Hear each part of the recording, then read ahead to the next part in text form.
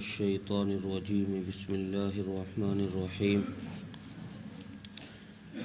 وما أرسلنا من رسول إلا ليطاع بإذن الله ولو أنهم إذ ظلموا أنفسهم جاءوك فاستغفروا الله واستغفر لهم الرسول لوجدوا الله توابا رحيما.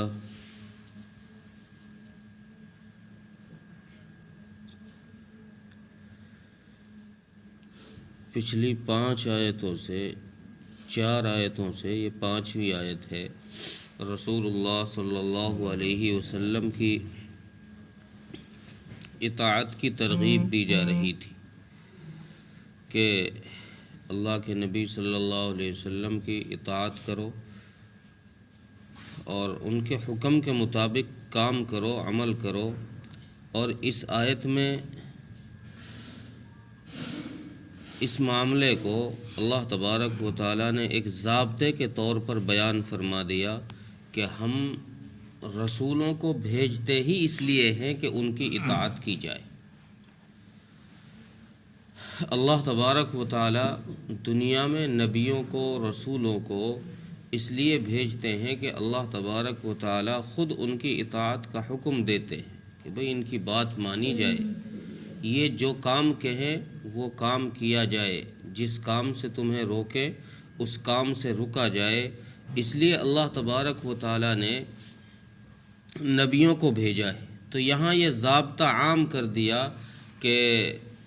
ہر کسی کے لیے یہ لازم ہے، یہ ضروری ہے کہ اس کے پاس جب رسول کی بات پہنچ جائے، رسول کا حکم پہنچ جائے تو وہ اب اس رسول کے حکم کی مخالفت نہ کرے، اس کی موافقت کرے، یعنی اس کی مانے. اور اگر نہیں مانتا تو پھر اس کے اس نہ ماننے کی وجہ سے اس پر کفر کا فتویٰ لگایا جائے گا. اور اس کے ساتھ جو معاملہ حضرت عمر رضی اللہ تعالی عنہ نے اس منافق کے ساتھ کیا ہے وہ صحیح کیا ہے، وہ غلط نہیں کیا.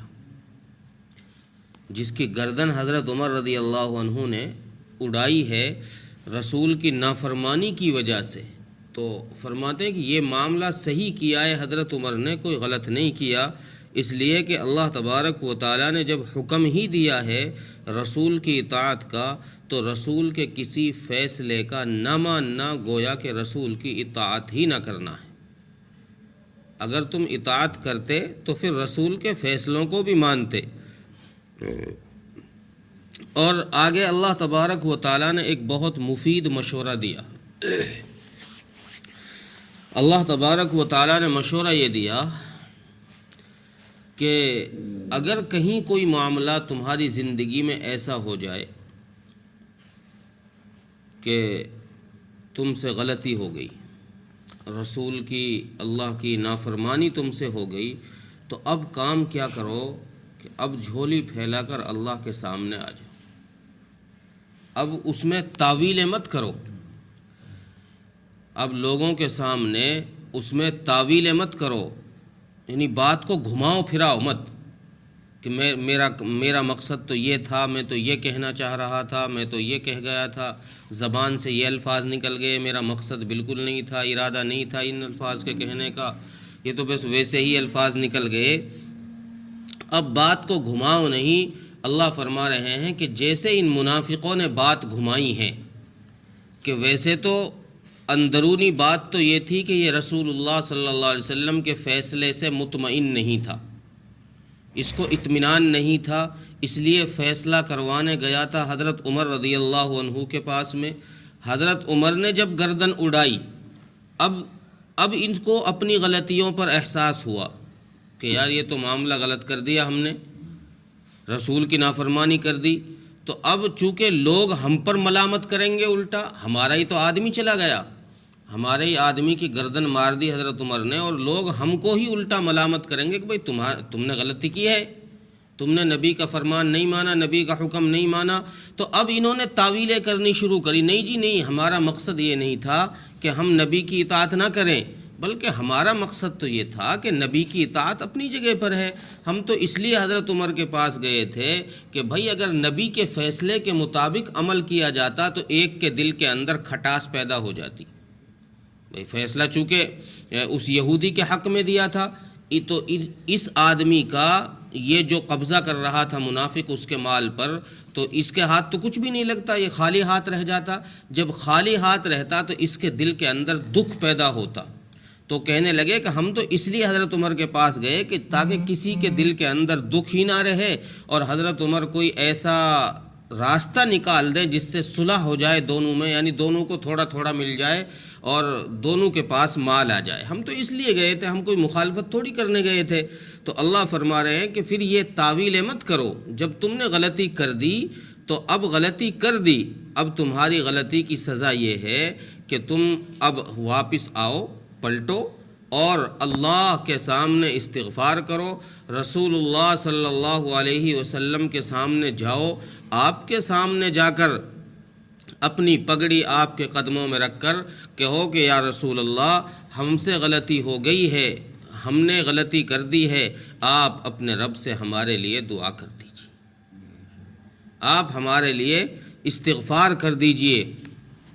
اصل استغفار کرنا تو اللہ تبارک و تعالیٰ سے ہی ہے، اللہ تبارک و تعالیٰ سے ہی ہے اصل استغفار کرنا. لیکن اس آیت میں اللہ کی استغفار کے، اللہ کے سامنے استغفار کے ساتھ رسول کے ساتھ استغفار کو بھی ذکر کیا ہے کہ اگر تم لوگ اپنے لیے رسول اللہ صلی اللہ علیہ وسلم کے پاس آ کر استغفار کرتے، معافی مانگتے، اور رسول اللہ بھی تمہارے لیے معافی مانگتے تو ہم تم کو معاف کر دیتے، تو اللہ کو تم معاف کرنے والا پاتے. تو یہاں رسول اللہ صلی اللہ علیہ وسلم کی قید اس لیے لگائی ہے کہ چونکہ ان لوگوں نے حملہ کیا تھا نبوت کی ذات پر، حملہ نبی پر انہوں نے کیا تھا. حملہ کرنے کا مطلب یہ کہ نبی کی ہی مخالفت ان لوگوں نے کی تھی. اس لیے اللہ تبارک و تعالیٰ نے فرمایا کہ جس کی غلطی کی ہے، جس کی خطا کی ہے، جس کے ساتھ تم نے غلطی کی ہے، پہلے جا کر اس کو راضی کرو، اس سے معافی مانگو. جب وہ تمہیں معاف کر دے گا تو پھر اس سے کہو کہ اب اللہ سے بھی ہمارے لیے معافی کروائیں، اب اللہ سے بھی ہمارے لیے استغفار کروائیں. تو اس لیے اللہ تبارک و تعالیٰ نے یہاں رسول اللہ صلی اللہ علیہ وسلم کی ذات کا ذکر فرمایا. ورنہ ضابطہ یہ ہے کہ اگر کوئی غلطی انسان سے ہو جائے، کتنا ہی بڑا گناہ ہو جائے، انسان اللہ تبارک و تعالیٰ کے سامنے آ کر ایک مرتبہ استغفار کر لے، توبہ کر لے، تو اللہ تبارک و تعالیٰ اسے معاف فرما دیتے. اور حدیث میں آیا ہے کہ اگر آدمی 70 مرتبہ بھی دن میں توبہ کرے، یعنی 70 مرتبہ اس سے توبہ ٹوٹ جائے، گناہ کر لے 70 مرتبہ، تو اللہ تبارک و تعالیٰ کو وہ 70 مرتبہ ہی معاف کرنے والا پائے گا. مطلب یہ ہے کہ انسان جب بھی گناہ کرے، خواہ رات میں ہو، خواہ دن میں ہو، اکیلے میں ہو یا مجمع میں ہو، جس حال میں گناہ کر رہا ہے، غلطی کر رہا ہے، وہ فوراً اللہ تبارک و تعالیٰ سے استغفار کرنے میں شامل ہو جائے، استغفار کرنے والوں میں شامل ہو جائے اور اللہ کے سامنے جھولی پھیلا دے، تو اللہ تبارک و تعالیٰ کو اللہ فرما رہے ہیں کہ وہ مجھے توبہ قبول کرنے والا اور نہایت مہربان ہی پائے گا. میں کبھی ناراض نہیں ہوتا کہ بھئی اس نے تو بہت زیادہ غلطی کر دی. آدمی اپنی اولاد کو بھی، اولاد سے سب سے زیادہ پیار کرتا ہے. اگر اولاد بھی دن میں 2-4 مرتبہ لگاتار غلطی کر دے تو 5-6 مرتبہ میں باپ بھی غصے میں آ جاتا ہے اور مارنا شروع کر دیتا ہے. کہاں تک چھوڑے تجھے، تو نے پریشان کر دیا، کب تک معاف کرے تجھے. اللہ فرما رہے ہیں کہ اگر تو دن میں 70 مرتبہ بھی توبہ توڑ دے گا اور 70 مرتبہ بھی معافی مانگے گا تو پھر میں تجھے معافی کرتا ہوا نظر آؤں گا. میں کبھی یہ نہیں کہوں گا کہ میرے بندے ابھی تو معاف کیا تھا میں نے، ابھی تو معاف کیا تھا میں نے، تو پھر آ گیا. تو نے پھر توبہ توڑ دی، پھر گناہ کر لیا، تو مجھے کبھی اس حالت میں نہیں پائے گا۔ اللہ فرما رہے ہیں لَوَجَدُ اللَّهَ تَوَّابًا رَحِيمًا، تو ضرور اللہ تبارک و تعالیٰ کو توبہ قبول کرنے والا اور نہایت مہربان پائے گا۔ ترجمہ دیکھیں، وَمَا أَرْسَلْنَا مِن رَّسُولٍ إِلَّا لِيُطَاعَ بِإِذْنِ اللَّهِ، اور ہم نے نہیں بھیجا کسی رسول کو مگر یہ کہ اللہ تبارک و تعالیٰ نے اس کی اطاعت کا حکم دیا ہے۔ وَلَوْ أَنَّهُمْ إِذ ظَّلَمُوا أَنفُسَهُمْ جَاءُوكَ،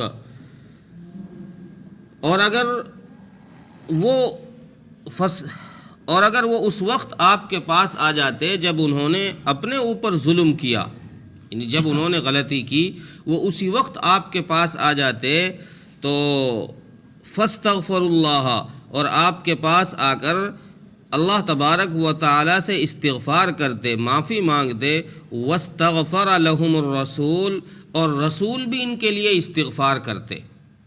رسول بھی ان کے لیے استغفار کرتے، تو لَوَجَدُوا اللَّهَ تَوَّابًا رَحِيمًا، تو وہ اللہ تبارک و تعالیٰ کو